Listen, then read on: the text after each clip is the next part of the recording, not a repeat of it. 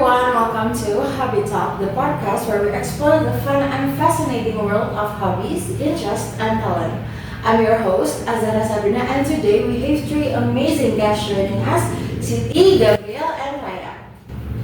We're going to dive into what makes them passionate about their hobbies, how their interests shape their lives, and what talents they've developed along the way. So, without further ado, let's meet our guests, Siti, Gabriel, Raya. Welcome to the show. Hi, thank you for having us. So, Siti, let's start with you. I've heard you got some interesting hobbies like watching K-dramas and cycling. That's quite a unique combination. How did you get into those? Yeah, it is. I started watching Korean drama during the pandemic. It was it was a way to escape and relax, and eventually I got hooked. Now I cannot stop. For cycling come better. I realized I needed something active to balance out my watching habits. So I picked up cycling, and it's been a great way to stay healthy. Okay, that sounds like a great balance. And you're into cooking and traveling as well, right? How those fit into your life? I love cooking. I love cooking very much. It's my creative outlet. I try out new recipes, and especially inspired by dishes I see in K-dramas. As for traveling, it's more of a dream right now, but I'm hoping to explore different countries and cultures someday. It's part of what makes me curious about new things. Okay, that's very cool. I also hear you got some talents for for making friends. That's such an underrated skill. Yeah, I guess I just love connecting with people, whatever it's about a shared interest or something completely new.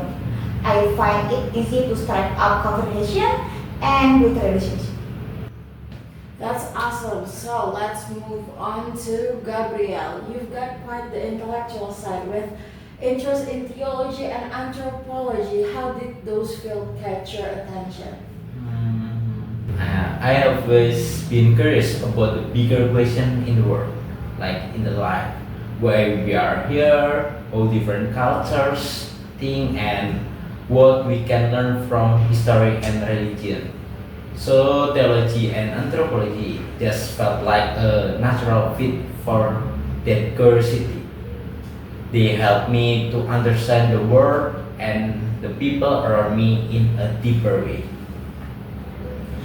That's really insightful. You also enjoy walking and cycling. Do those activities will help you with reflection or inspiration? I think it's, yeah, definitely. Walking and cycling give me time to think. They are like moving meditation for me. Whether I'm cycling through a quiet road or walking in a park, I always find it calming, and it's during those times that I get some of my best thought. It sounds like those hobbies help balance your intellectual pursuits. And you're talented in negotiation and tutoring as well. How did you develop those skills? I think it came naturally through my interest in theology and anthropology.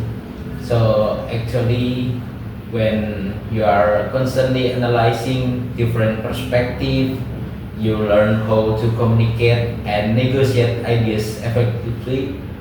So tutoring came from my love of teaching and sharing knowledge.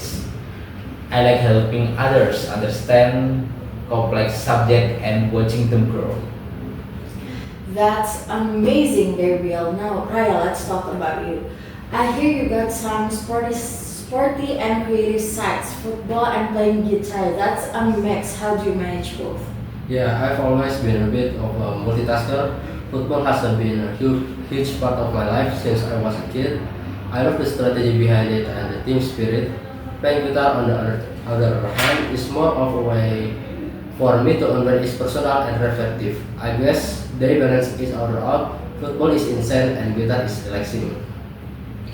And you're also interested in football tactics and poster design. Those seems like very different things. How did you get into them? Football tactics start because I want to understand the game better. It's not just about physical skill, it's about strategy, teamwork, and reading the opponent move. Poster design, on the other hand, came from my love for visual art. I enjoy creating something that grab people attention. It's like a different way to communicate idea, just like football tactic. Okay, you've definitely got a broad range of interest. And you're a coach as well. How did you get into that? I start coaching as a way to give back to the football community. I love teaching younger players how to develop their skill and understand the game. Coaching is not just about drill, it's about mentoring and helping other grow, which I find really rewarding. Okay, so it's great to see how each of them has found a way to connect to their hobbies, interests, and talents to different aspects of their life, whether it's making friends, learning new things, or coaching others. They've all shown how much their passion can shape who they are. So, before we wrap up, let's do a quick round of advice. If someone struggling to find their hobby or develop a talent, what would you say to them? Siti, let's start with you. It's don't be afraid to try new things. You never know what might spark your interest. And remember, hobbies are meant to be fun. So enjoy the process and discovering what you like.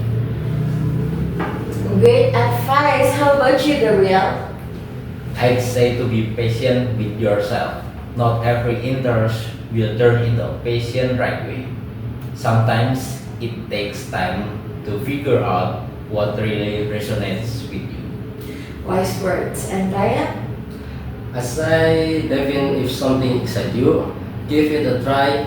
If it feels challenging at first, you may surprise yourself with what you're capable of. That's fantastic. Thank you all for sharing your experiences and advice today. I've loved hearing about your hobbies, interests, and talents. And for our listener, I hope you've been inspired to explore your own passion and see where they take you. Thanks for tuning in to Hobby Talk. Until next time, keep exploring, keep growing, and most importantly, keep having fun with your hobby.